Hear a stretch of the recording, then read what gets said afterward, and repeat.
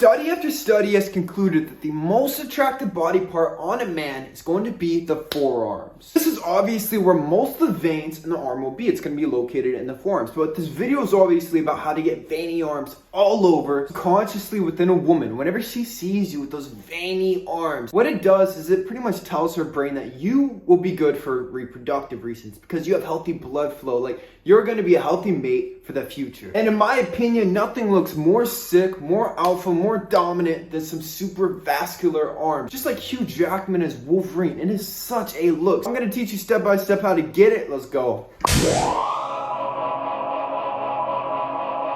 going to give you some basic components of the arm specifically. First off, we have the bone. Second of all, we have the muscle on top of that. Third of all, we have the body fat, and fourth is going to be the skin and also where the water is going to be stored. Obviously, vascularity is all about that blood flow, so we got to talk about blood flow in this video as well. I've seen skinny guys at very low body fat percentages without vascular arms for this one reason. They do not have muscle. What the muscle does is it's going to push all those veins to the roof, to the surface of the skin. And so the best way to get vascular arms is lifting very heavy, especially those workouts where you're really gripping. So we got a couple key lifts. So weighted chin-ups, that's going to be a huge one. Deadlifts, anything with the dumbbells where you are just squeezing, heavy barbell shrugs, farmer walks, it's going to be a great one. And so as long as you have your program set up with heavy compound lifts where you're really using those hands, please no wrist wraps, no cheating, anything like that. You got to grip it with all your strength. This will truly build up muscle in those arms.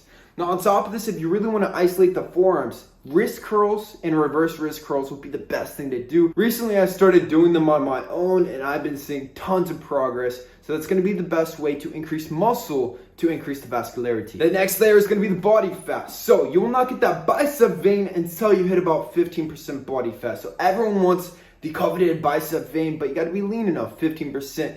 And then the forearm veins and like the super vascularity, I would say it's like 12% is when you start to see them. 10% it starts to look very, very good. 8%, like you're diced, like you see them everywhere. Obviously the body fat percentage is all about a consistent caloric deficit, intermittent fasting, and just overall shredding through those body fat stores as a fuel source. It's extremely simple. I made it super effortless. This is why I can sustain 8% body fat year round. So if you need help with that, link in the description box, one-on-one coaching. So keep in mind that genetics also play a role in how you actually store your body fat. So some people at lower and higher body fat percentage will store fat differently. The third layer to really get those veins to show is going to be the water, aka where the skin is. All right, so we want to drink about 1 gallon of natural spring water each and every day. So the body's in a constant flushing state to where it's not ever retaining water. You're telling your body that you have enough water so it can continue flushing. Sodium, everyone says to avoid sodium, but sodium has so many health benefits. The secret is to have consistent sodium. Like if you have 1,000 milligrams per day and then one day you have all this McDonald's, all this fast food, you spike that sodium,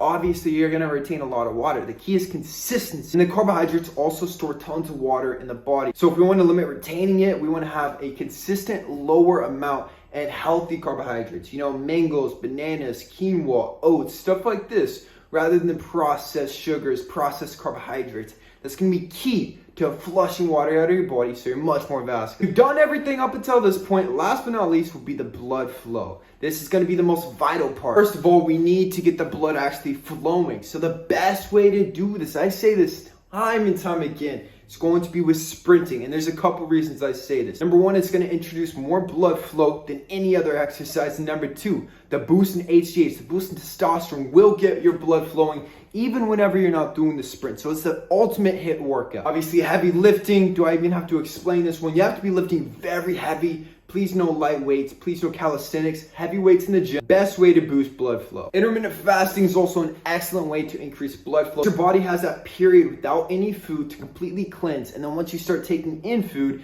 then the blood starts flowing even more so. Coffee each and every day has been scientifically proven to boost blood flow as well. Quit smoking because obviously smoking will limit the blood vessels so that you do not have as much blood flow. And last but not least, my cheat code, I'm gonna let you guys in, but beets. Thought. Fact. Bears eat beets. Oh.